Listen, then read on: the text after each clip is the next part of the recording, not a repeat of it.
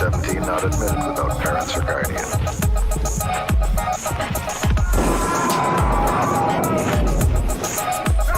Under 17 not admitted without parents or guardian.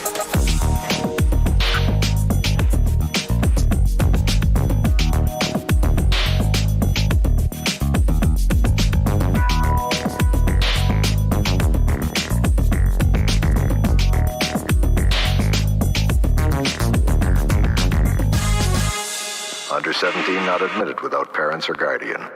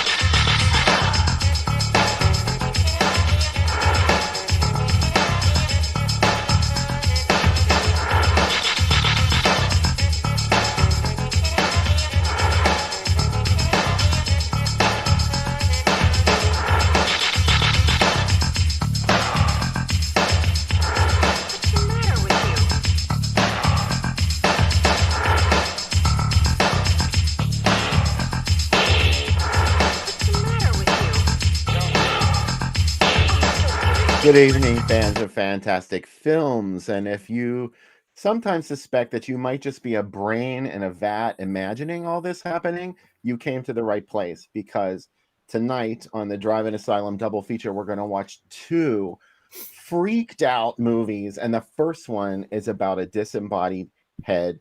And with me and Sam Panico, your usual co-host, you also get tonight two very special guests, Robert Freese and Paul Mcvay from the book series It Came from Hollywood. Welcome, guys. Thank you. Hello, everybody. Paul's voice sounds a little disembodied because we were having some audio issues. So he's sort of dialed in by phone and on camera. There's a lot going on here. It's a gimmick we're doing, you know. What's the name of our gimmick tonight? The brain that wouldn't die. So this brain died a long time ago. It's just the mouth keeps going. So we're still getting your brain waves. That's the important thing.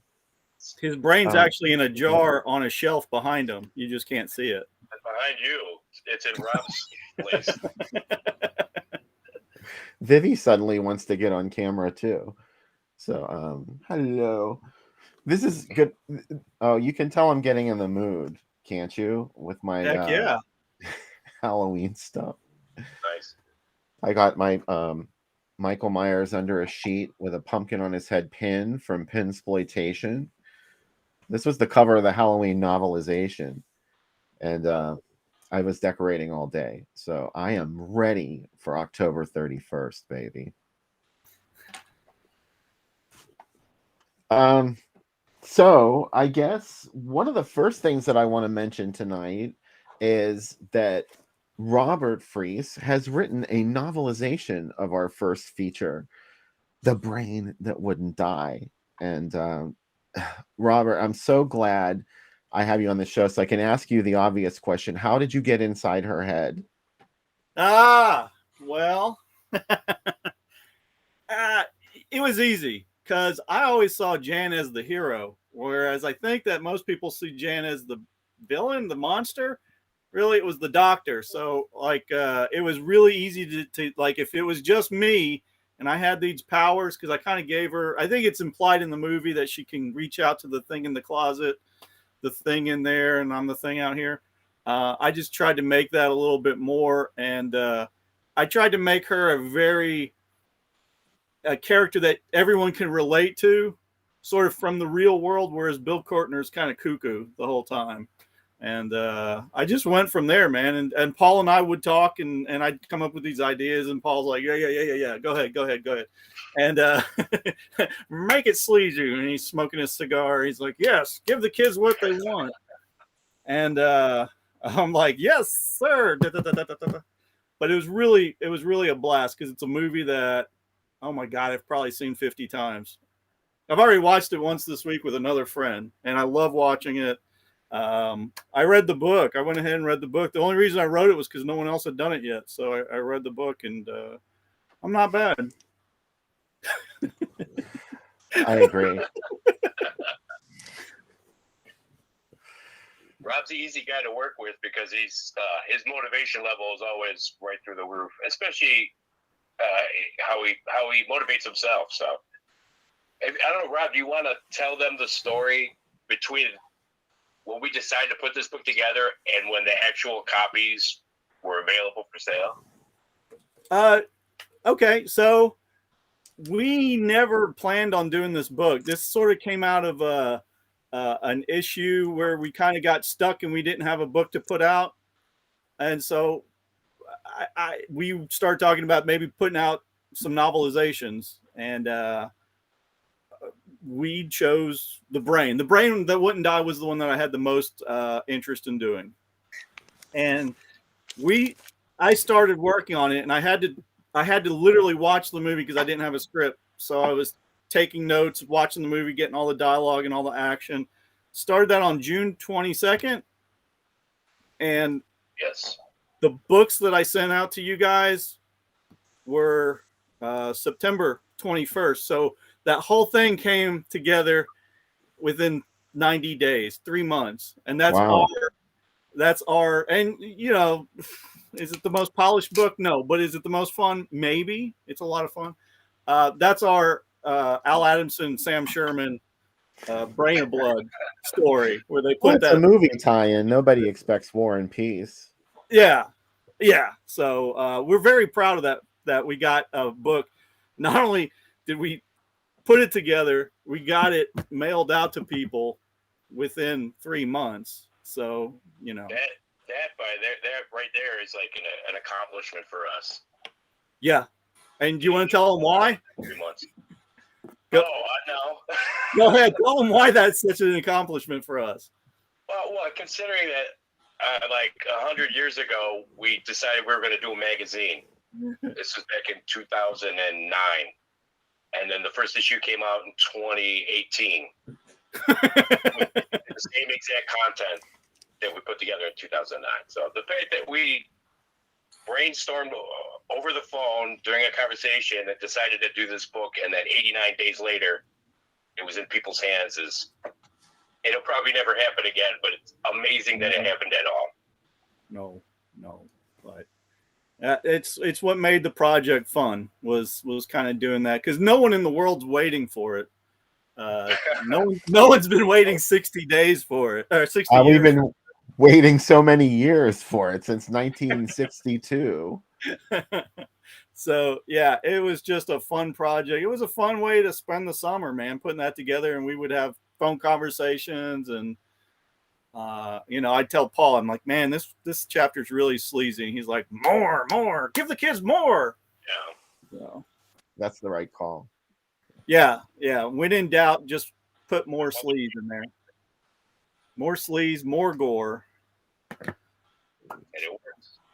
And it's a great read. Sam and I have talked a lot about The Brain That Wouldn't Die. At least I think we did. And Sam, you have some interesting opinions about this movie and what it's actually about.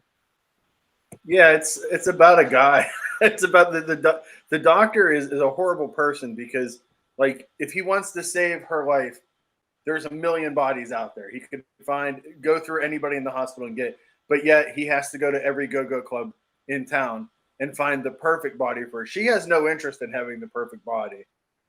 Like a serviceable body exists. He's the one that it's the perfect body for him. So it's really like, it's a male gaze movie, which seems strange, but it really is. Like mixed in, it's one of those, I love when movies have 90% exploitation and then 10% education, like a little bit of message inside it. And like, yeah, but it's mostly exploitation. Yeah, I agree. I think the message is accidental, but there is a message. There was a message then. Yeah, it's like, I guess the square up reel is the message at the end that everybody's going to die if you do these kind of things. Everything's going to burn down and you're going to die. But the monster gets the girl. So yeah. Have you guys seen the remake yet? I have not. It's actually pretty. No, it's I have not. pretty good. There's a lot more gore in it, and there's a different ending too.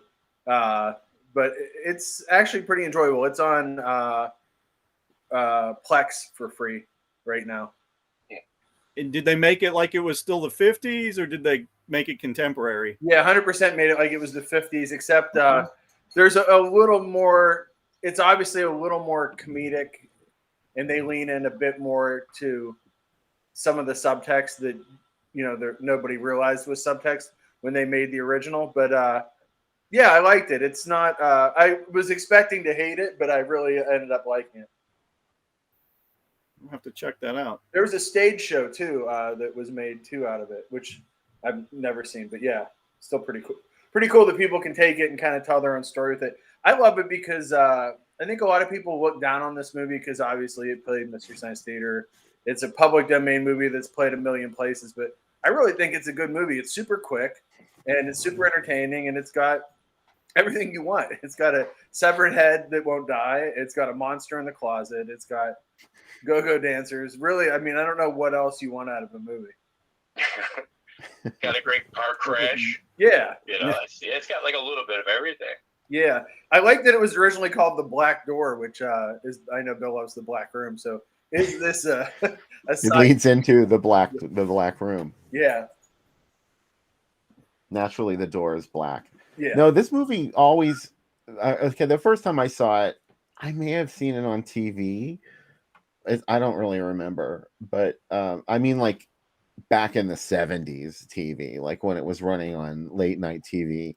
And I know they used to play it on Monster Vision. I think Joe Bob did it on Monster Vision. I'm remembering somebody talking about The Brain That Wouldn't Die, but I just sort of wrote it off. That is my point. Like I never paid much attention to it. I was like, oh, that's a stupid movie, because it's like it is a stupid movie, but I didn't understand that there was like this extra layered, there were layers under there that you could peel away if you wanted to.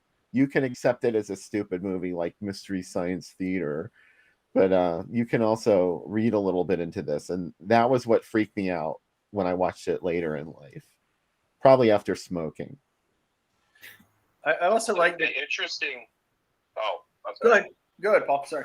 I was saying the interesting thing about this movie is that most of us, or most of everybody, saw it on TV. Yeah, AIP put it in their package for 1965. And so quite literally since 1965, it's played somewhere on some TV station in this country every weekend since. And keep in mind that while it was playing those TV stations, it was also still playing drive-ins. Not with Invasion of Star Creatures, but it was paired up with like whatever was hot at that time. So Yeah. if you look through, and you guys, I know you guys do your research in those old newspaper ads, and you'll see a lot of amazing double features with Brain in there. And some rather odd, second bill films. They must have been getting it for free because I mean it was so common to see that paired with stuff. Yeah, AIP kept it in all their exchanges because it was always a hot rental for theater owners, And you'll look through old newspapers and see it playing on Saturday night TV, 11 p.m., and at the drive-in at the same time in the same town. So It played Chiller Theater, definitely. I'm looking at the Chiller Theater listings, and it played in 1966 and 69 in Pittsburgh on a Saturday night at 11:30. So you're 100% right. So I did a research through all the major papers through the entire country, every single one of them. And the last time I see that, it was at a drive-in and on TV at the same time, was 1975. Wow. Yeah, I love when that happens. That just blows my mind. There were so many movies that were like that in the 70s. But, that's where everybody saw it. And it's not like we saw a truncated version of it. We got to see the actual full uncut version of it, which, it could have been worse. We could have saw like the 61-minute version of it that was paired with Invasion of the Star Creatures. So we're pretty fortunate. And for black and white, it's pretty gory, So it's more like the concept is super gruesome. Aside from it has that Dario Argento thing going on where the severed heads can talk somehow. Do you explain that in your book, Rob? Yes. You do? Yep. You take care of it. Take care of everything. Everything you wanted to know about the brain that wouldn't die, or actually technically the head that wouldn't die. I tried to cover it. Yeah, I explain it. Is it a great explanation? I don't think so, but it's covered. I think so. It's the only one we have, so it's the explanation. Until someone writes the sequel or remakes your book.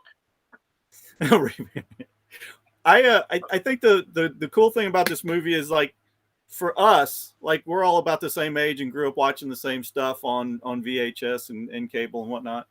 That probably when all of us first saw it, we didn't connect to it because we had all these great slasher and gore movies. We had the Lucio Fulci, and we were kind of like spoiled on Tom Savini effects. So to watch a little crunchy black and white movie, it didn't seem, I don't know, I didn't connect to it as much, because right after this you had Blood Feast, which is almost the same movie, but in color, and it's got the goofy gore.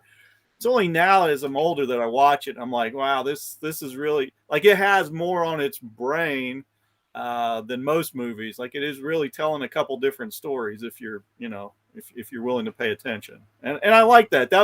That gave me a lot to work with when I was adapting it. So if you guys have ever seen that movie, The Body Shop, aka Dr. Gore, it was made in 1973. That's pretty much the concept of this movie. It's more like a Frankenstein thing where he's building the perfect female body to bring his wife back to life.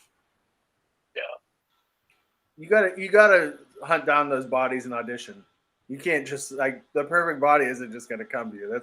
This movie teaches us anything. I also wanted to mention too that I saw that Chris mentioned it. This was written and directed by Joseph Green, whose company Joseph Green and Associates was.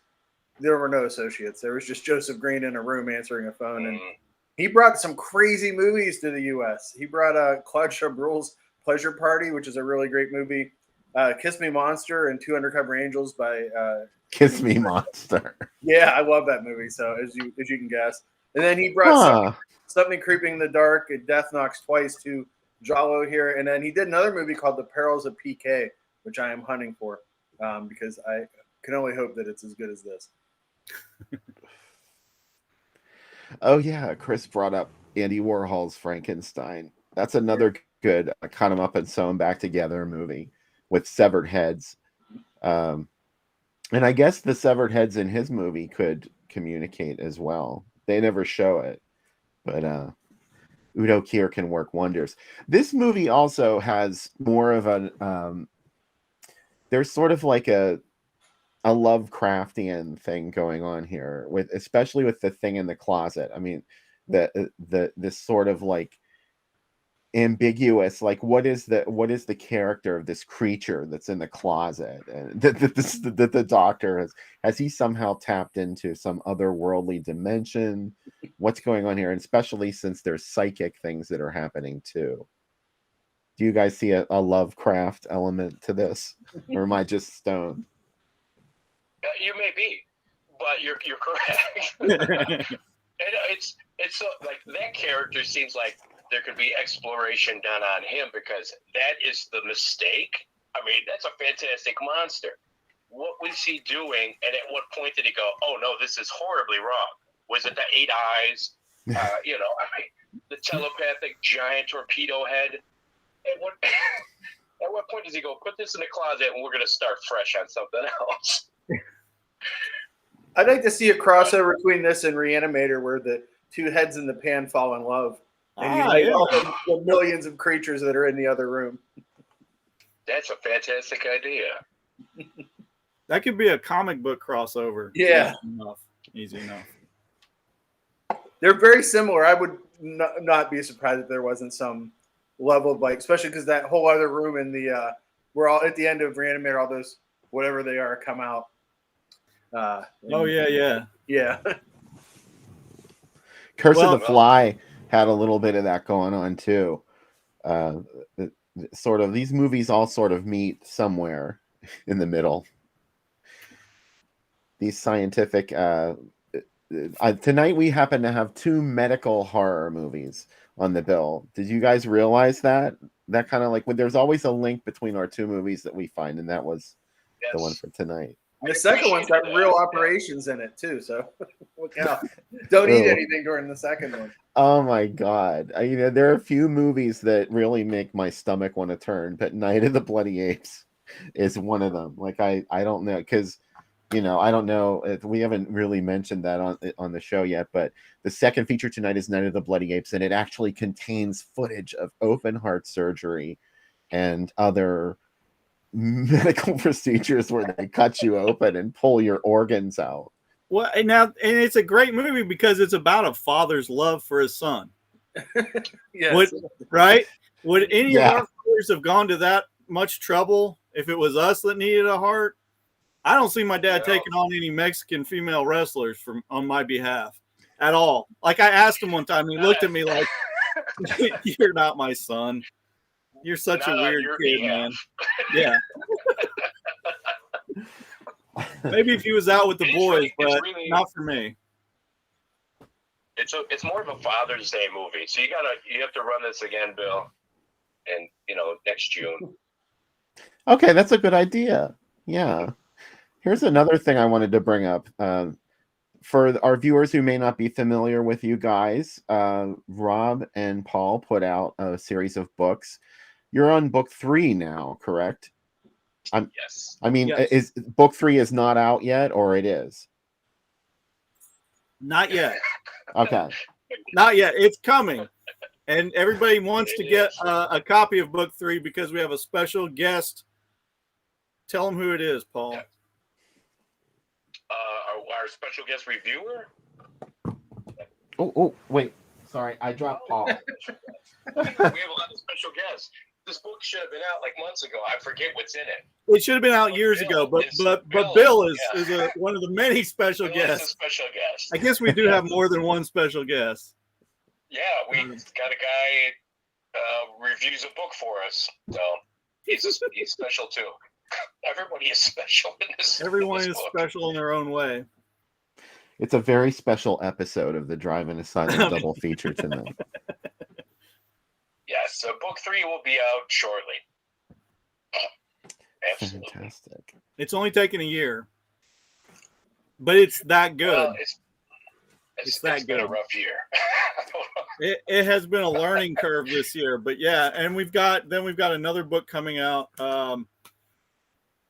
Paul, before the end of the year, maybe. We like asking Paul when these books are coming out. And Sam is going to be participating in December. that one with us. So Yes. yeah. Yes. And we're very excited and very grateful to both of you guys that you guys participate in these books because Absolutely. you guys are awesome and we love the way you guys write and the way you guys think and anytime we can include other people other than Rob and myself in something, it's always a good idea. Yeah, right on. I'll do whatever you guys ask. I'm very excited about writing for the book that you guys mentioned. I've spent some time taking notes lately about it. Cool. Oh, that's awesome. Yeah, you know, we actually had the idea for this book and then realized Austin was doing his book. Mm-hmm. So we went a different way with it, but I think it's going to have an audience, you know. So. You guys have an It Came From Hollywood website? Yes. What? It came from Hollywood.net. I'm putting your crawler up on the screen. It came from Hollywood. I'm very fortunate that I fixed that website yesterday. More people have visited it Paul's been today working on it for 2 days. Yeah. I was up till 4 o'clock this morning. That's one thing I don't enjoy because I'm not a IT website guy. And now, let me just get this off my chest. Everybody looks at the internet with their cell phones. And you have to design 2 different websites, basically. Yeah. So, it sucks, doesn't it? It takes hours and hours, and I just wanted to not do it. But I had to finish it. So it's not perfect because we're not, you know, a website business. We're a company. We have to have a website. But it's functional on your cell phone. But I prefer everyone use their computers or a tablet. You know, if you have to use something like that. Yeah, I really hate the whole desktop versus mobile designing. And I'll be honest. There is a website, driveinaasylum.com. It's a WordPress site. I have a friend who works on it, and he doesn't like me to say his name, so I won't. But I'm not being rude. He just doesn't want me to talk about it. But I admit I do not do very much with the website, and there's always this weird thing that happens when I go between mobile and desktop. And he knows more about what he's doing than I do, and I always call him and I'm like, it's doing it again, the mobile thing. It's there's giant bubbles every time you look at it on the desktop. So but you want my marketer, it's invaluable. My marketer breakdown of websites. 80% of people surf websites on mobile now. So I always design towards mobile versus toward desktops. But if you use WordPress, that's what my site's in. Like I have the format that I use for it works across both, and I try to keep it super simple and try to keep everything really small so then it works across both sizes. And I'm all about loadability. I've been in so many of these meetings, so this is like, you know what I mean? Like, how do we make it work, and how do we make it work across both? And so, and you're absolutely right. At 80%, it's like alarming to a guy like me, but you're right. It's an actual statistic. Mm-hmm. And so once I realize that, I'm like, okay, I just have to do this. I don't want to do it. But I also want people to find are books, you know. So Yeah. you do whatever you got to do to put your brand, your name out there. So Yeah. But yeah, I really like the book. I'm really excited about it. I've been looking through it and reading it, and it's exciting that someone made it. Because Bill and I always talk about we have this idea of making movies of posters for the movies. Like the posters have nothing to do with the movie. For example, the American version of All the Colors of the Dark is a movie that didn't get the poster is crazy. That's not the movie that you get to see. So what would it really be like? So it's neat getting to actually write the books and bring in the backstory and learn more about the characters, and that's really exciting. I always liked it as a kid whenever Marvel would put out a comic on the movie, where Dell used to do it before that for a lot of the Vincent Price movies, and really get to spend more time in that world and really I kind of explore it a little more. I tore up the Marvel Blade Runner issues when they came out before the movie. And I was like, wow, I can't wait for this movie. And then it just never came to my town. That happened all the time here. Outland's another one because Jim Steranko drew the Outland graphic novel. And I read it and I was like, I can't wait till Outland comes out. Never came to my little town.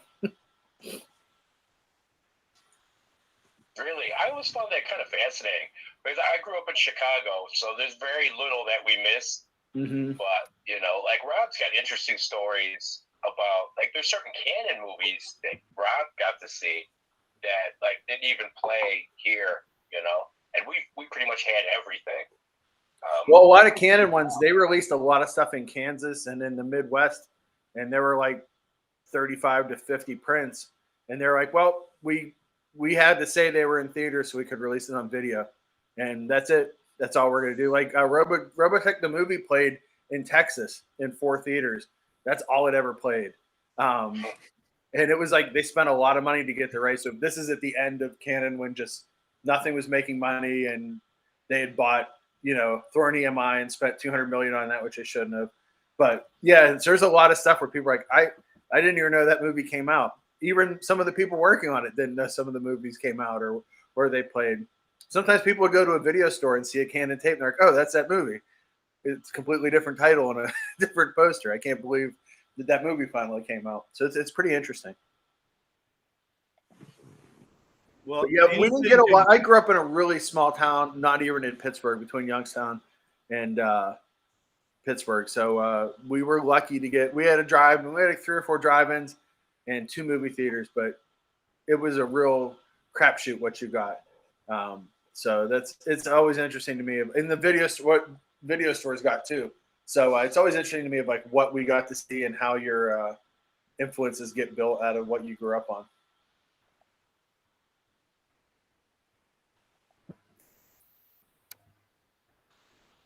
Robert? Oh, I just was going to say, in the South, everything came out. Yeah. Especially right up through the early 90s. I saw not even just canon. Man, I saw Gnaw, Fruit of the Gods 2 in the theater, American Cyborg, The Haunting of Morella. Just all these crazy Terror Within stuff that would never, I mean, I say would never come out. I guess you guys know today's kind of, we're on a historic weekend for American independent films with Terrifier 2 in 850 theaters. A little $500,000 movie is just racking up some serious. So like it can still happen. And I think that's amazing. It's not happened in so long. I almost forgot that kind of thing happened. It's playing the drive-in here, which is awesome. It's playing Brownsville Drive-in. So yeah. I would love to see that at the drive-in. I don't know if it needs to be 2 hours and 35 minutes, but I'm excited that it's out. It does not. Let's follow that canon rule of 2 hours and 35 minutes. Yeah, let's follow that canon rule of 85 minutes so it can play twice. And yeah. They probably never thought it was going to be released theatrically, and they're like, but it's 2.5 hours, and they're like, we don't care. People want to see it. Yeah. Any more than 85 minutes, you're just milking it. You got comedy movies today that are over 2 hours. Yeah. Uh, It's not that funny, guys. You know. Office Brothers, nothing is that funny. No. I know Yeah. a couple of really good comedies though from the 80s, like 9 to 5 is almost 2 hours. And Yeah. I still laugh when I watch that movie every time. Tootsie, I think that's almost 2 hours also. Those are the I guess exceptions. the exception would be is if your story, your actors, everything's got to gel. You know, doesn't happen that often. You look at Caddyshack. Like if that were over 2 hours, what would be in it? It would be. We wouldn't even be talking about it. It'd be like, oh, there's all this shit with just riding around on the golf course. I mean, it would all have been filler. You know, what we got was like all of the workable vignettes that they filmed that weren't ruined by cocaine. Luckily, James Cameron did not direct that movie, so it was a reasonable length.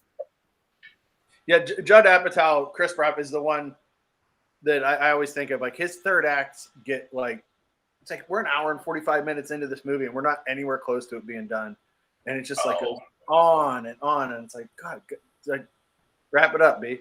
I just can't deal with it. Like I like 90-minute comedies from the 80s. Vacation's another one. These I always call them hijinks and Sue movies because you have a really basic plot. It's like Caddyshack is a bunch of crazy stuff happens on a golf course. Hijinks and Sue. That's all you need to know. Like nobody, like it's or snobs versus slobs. Just do it. People go to a police academy and become cops. Hijinks and Sue. Like I don't like just get out there and entertain me. Like I don't need to get any life lessons outside of. I mean, maybe I learned a lot of stuff from police academy, but you know. Really? But yeah, I like that you mentioned Caddyshack because for years in like the local version of the TV guide that would come like in your newspaper, the description for Caddyshack was hijinks on the links. Yeah. For years. That's a tagline. Yeah. It should have been, yeah. The worst thing is I had to interview Alan Arkish and it came up of him doing Caddyshack too. And my question was just like, why? And he's like, I have no answer. I have no idea why. He's like, I thought I was ready to do big movies. And he goes, and they told me everybody was coming back. And he goes, week by week, everybody would be like, well, Chevy's not doing it now. Or, you know, like he did do a bit of it. But like Bill Murray's not, all these different people weren't coming back. And then he goes, and then, you know, I try to explain to people that Jackie Mason and Rodney Dangerfield are two totally different things. Nobody understood it. He's like, after the first day of shooting, he's like, I threw up all night. He's like, I realized that this was the biggest failure I'd ever make. I'm like, yeah. He's like, but you grow from that stuff. He did Moonlighting around the same time too, so he had kind of nice success in between the two. The other thing I wanted to bring up too, we were talking about kind of adaptations and finding stuff because, like, if you couldn't find Marvel, the way Marvel did Star Wars is my favorite because like all they had were photos for the first couple issues. They got to see a work print. And Howard Chaykin and Archie Goodwin, those guys. And then they had to draw it with like no reference. Same as Empire. That's why if you ever see the original issues of Empire, Yoda's purple. He looks nothing like Yoda. And then like when it came out in trades later, they redid all the artwork and they put a little disclaimer. It's like Yoda does not look like Yoda in the movie because nobody knew what Yoda was going to look like until like a couple weeks before it was shot. So that's like, but in my head, I've told Bill before, like so many R movies that we didn't get. Like Dressed to Kill, I first experienced Dressed to Kill in Altered States and Mad Magazine. So like in my head, like those are the movies, right? Because then when I saw them on HBO later, I'm like, well, it's pretty close. Like a 6-page Mort Drucker version of Altered States is pretty good. He's no Ken Russell, but it's interesting to see like how you see these movies. Especially now we can find any movie, but as a kid in a small town, like nobody was going to rent me Altered States at 11 years old. Probably for the best, but I think there's a lot to be said about Mad Magazine. My mom was especially protective over what we watched, so there was like no way I was going to get to go see Psycho 2. Yeah, but I could read Psychoed 2 or Psychoed again, whatever they called it. Yeah. I first experienced Death Wish from Mad Magazine, and there was always that great splash page with all the characters looking right at you, saying whatever. And it always, to me, that was always just brilliant how they kind of just put the whole movie together in like 6 to 8 pages. It's amazing when you go back is that beyond being a parody, they get the story of the movie in 8 pages, which is really hard to do. Especially, Yeah. it make more their movie made more sense in 100 states. Even less dialogue too. Yeah, It's just like a couple of panels. Yeah, and I just love that. And then it's like, oh, it didn't take away from my experience, and it wasn't negative. It actually made me want to see those more. So like, I just kept track. Like, someday I'm going to see Death Wish, and not, even though the art looks exactly like, Bronson, they did a good job of capturing him. Yeah, I was always annoyed by the parody of Alien. I think it was in Cracked. It could have been in Cracked, but they fairly accurately represented the monster until it was on the shuttle with her at the end, and it looked like a bunch of Venus flytraps aiming at her. And I wanted that monster. When I finally saw, I'm like, wait a minute, where's the Venus flytrap monster? They lied. It looked more Deadly Spawn than what you were getting. Yeah, I think the neat thing about Mad versus Cracked is that Mad at least seemed to had some fondness for what they were making fun of, and a little more art to it. Yeah, they had great artists. A lot when an artist can recreate an actor playing a character, when they can draw that's got to be hard. Yeah. But you look at some of even Crazy magazine did a lot of parodies, and most of them are pretty bad. And a lot of them were drawn by Robert Graysmith, the author of the Zodiac book. Yeah. There's a nice side note to history there. Yeah. You got like Severin did, the Severin family did a lot of the Crack stuff too. Like John and Marie Severin did a lot of stuff. So like you got some really great art in Crack. Crack was such a mixed bag compared to Mad, because Mad had so many people. So you kind of had to like hunt through that magazine for even as a kid, I was a gatekeeper. I was like telling other kids, like, you should really just read Mad. You shouldn't read these. Don't read Banana. I was a big Crack. Yeah, I was a Crack kid because to me, they were like the monster comedy magazine. I like Crack too. They had like the big monster rally annuals, and they were always poking fun at horror movies and science fiction. And like that totally appealed to me. Mad did it too, but Crack, like every issue had something. Yeah, I mean, I still bought them all. I mean, I had a big fondness for any black and white magazines as a kid, because you always got a little more than just in comics. Though I wasn't allowed to buy Eerie or Creepy because I got super upset by them. Really? Well, they were just too much for my young brain. Like, I would not be able to sleep. I'd be freaking out all night. Yeah. Your young brain that wouldn't sleep. I mean, whatever. Is that ever changed, right? What was the? No, that's exactly how you are. Didn't Marvel do like a Mad magazine? Yeah, Crazy's theirs. Yeah, they had the clown, right? Not Brand Eck is the other one they had too. It made fun of their own books. That's right. I just remember the clown, Obnoxio. Yeah. I remember the Howling cover, and it was him doing the howling, and it was all the guys like, that did that funny, but all the guys that did that magazine moved to Weekly World News, and they were the crew that worked on Weekly World News in the 90s. It's like 90% of the same staff. Yeah. Really? Yeah. Hearing you guys tell your stories, like Rob, I know we've talked about this for years about certain movies you couldn't watch. And Sam, you're talking about stuff that you couldn't read. And I feel like I was like fortunate among this group because my parents are the most liberal, not give a shit people in the world. I mean that in the best way, because when I wanted to see a horror movie, I was allowed to watch it, so. Yeah. Well, I was allowed to watch it, but the ramifications of dealing with me was bad. It wasn't that they censored it. It was just like, Sam's got to be mental. The other one, I've told Bill a million times, the ad in Warren magazines where you got the dirt from Dracula's grave and you could wear it around your neck. I was like, well, he'll know where I live if I have that. Why would I invite that in my house? And that was just my nightmare that somebody would give that to me and then I would be turned into a vampire. It seems like a good idea now. You a coffin pendant, Sam. I have an extra one. I do have the mummy one. The mummy, remember that magnetic mummy that would raise up out of it that they sold in Orleans? I have that one. Wait, what? That sounds amazing. It's like a little sarcophagus, and it has a plastic mummy in it, and you move it, and the magnet causes the mummy to rise. It's really cool. It's only like this big. Like it was sold like, in the back of Warren where you got like a whole catalog in your issue of Captain Company, yeah. Captain Company, yeah. And it was like in the ad, it was like, oh man, this is gonna be like life-size coffin. It's like this big. It's nothing, Yeah. nothing exciting. What do you want for 98 cents? Exactly. We have to get into this ad gallery that I have for The Brain That Wouldn't Die. And this is the first ad that I could find for it playing. This was from May 1962. So wow.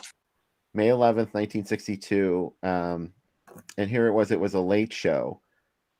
Only on Saturday. Well, they considered a late show 9:30.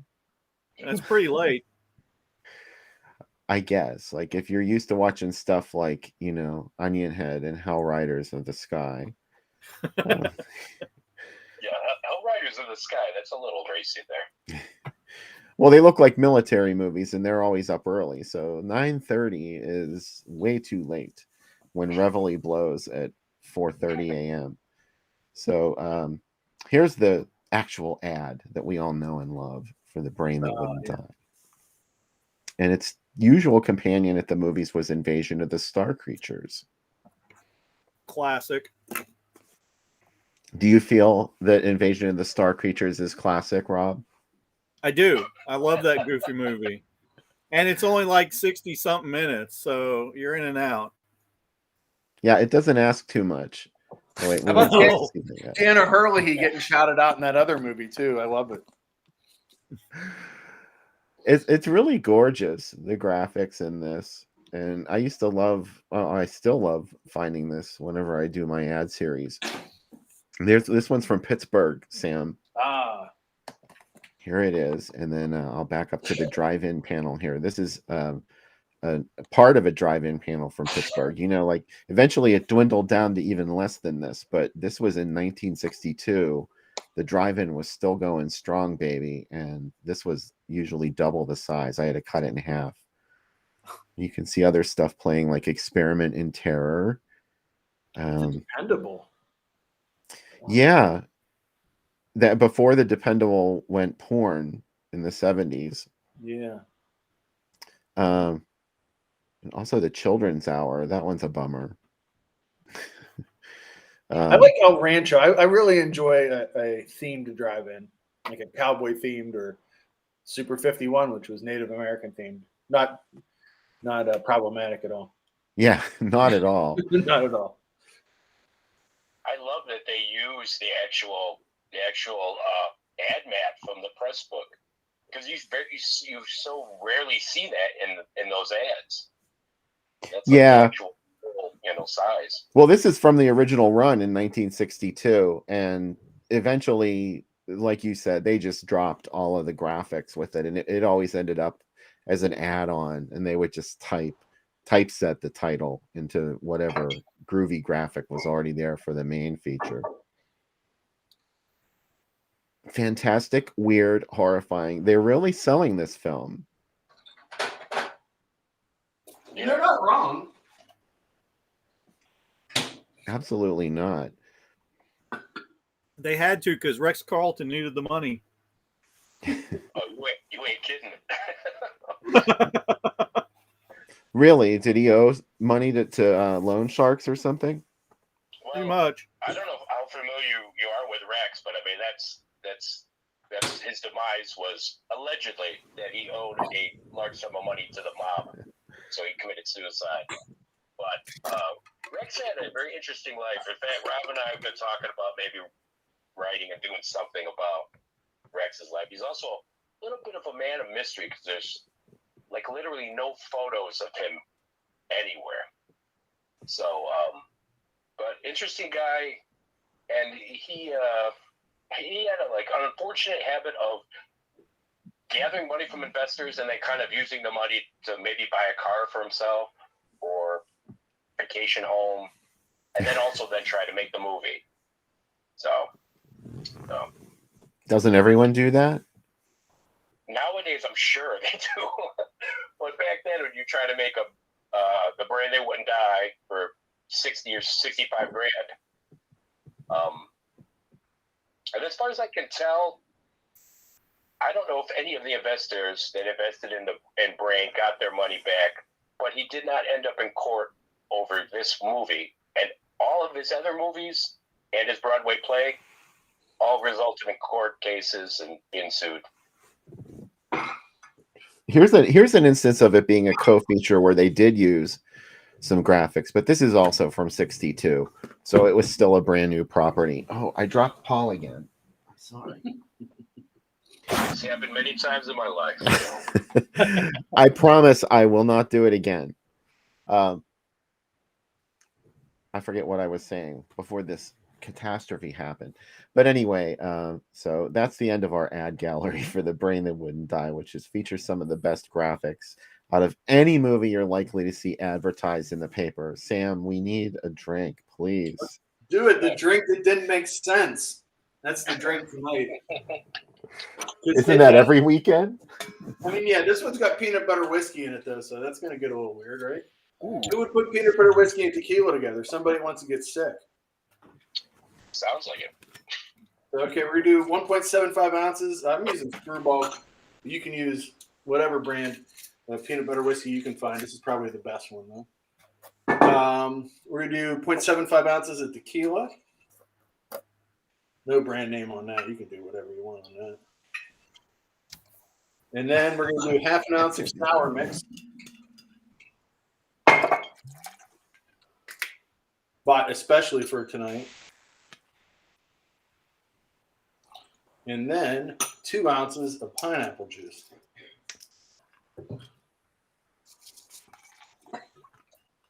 I got to get my cocktail skills going, like Brian Brown, Tom Cruise cocktail skills going. All right, so let's shake this up.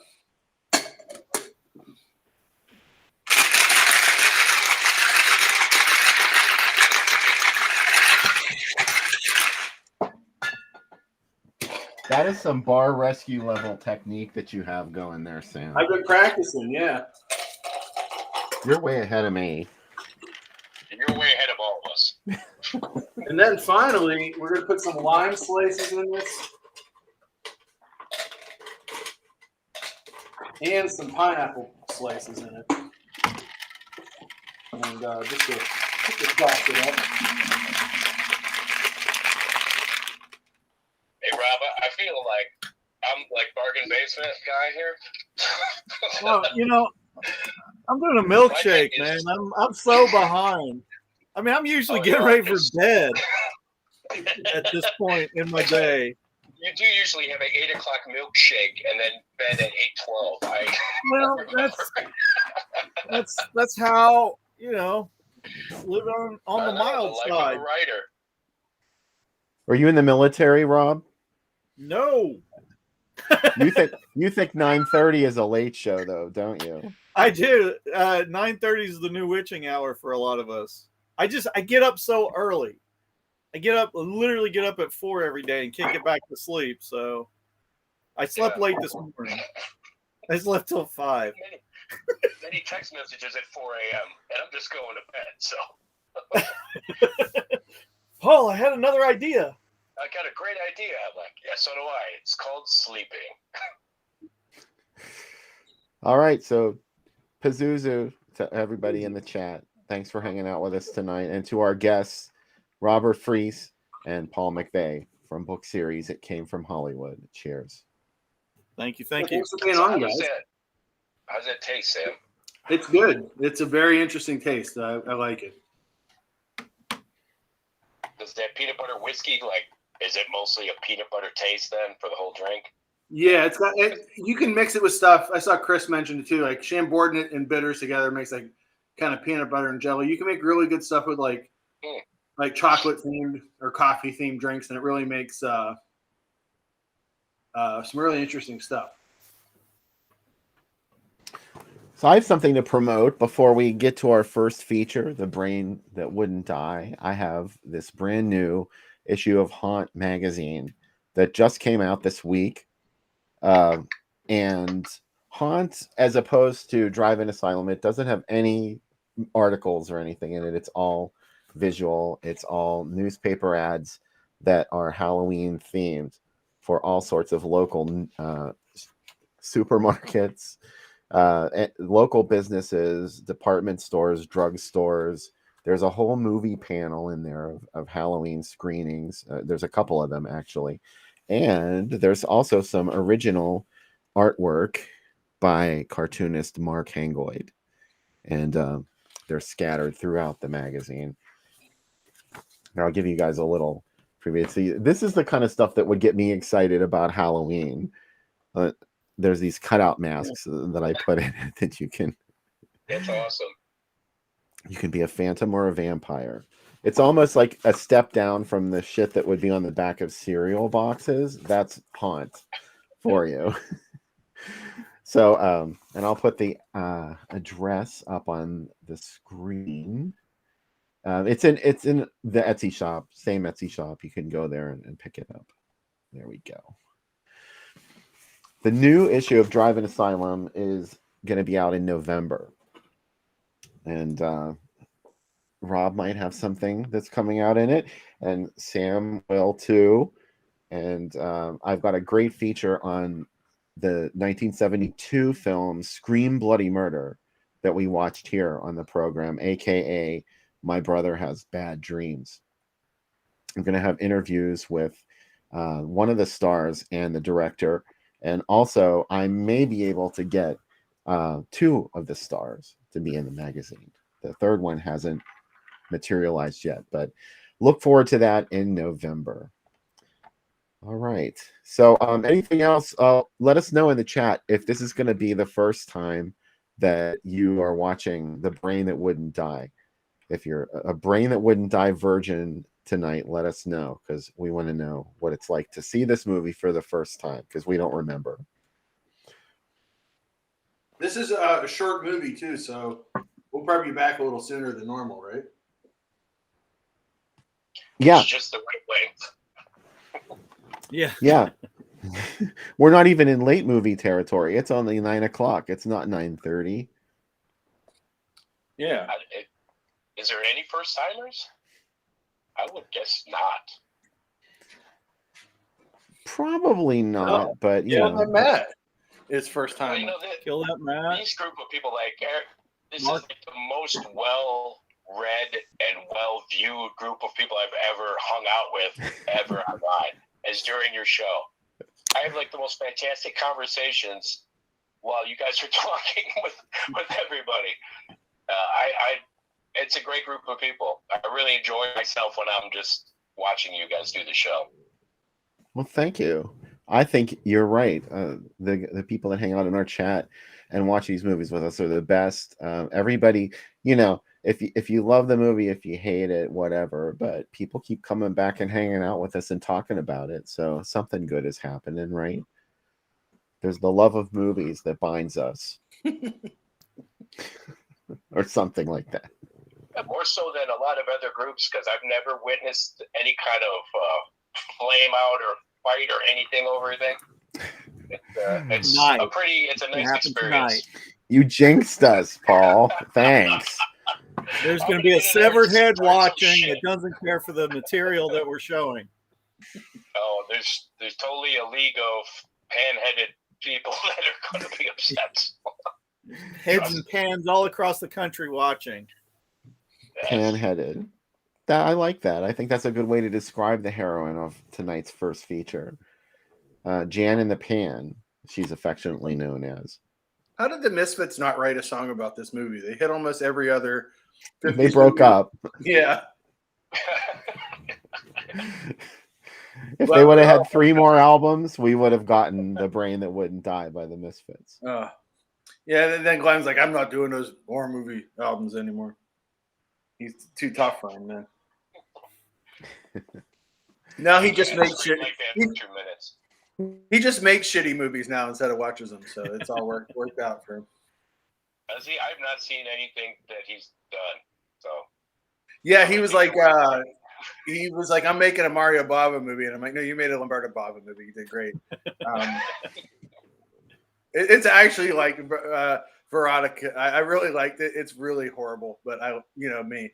And he has a vampire cowboy movie coming out called Death Rider, which holy shit, the trailer looks awesome. So, I also understand that Bruno Mattei and Jess Franco are my two favorite directors, so that should tell you how excited I am about this movie.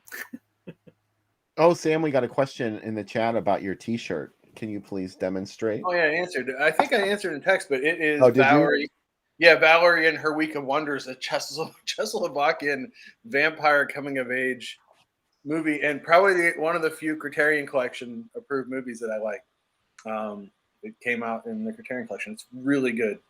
It's kind of like an Eastern European version of what do you call it, Bill? The other vampire movie we always talk about.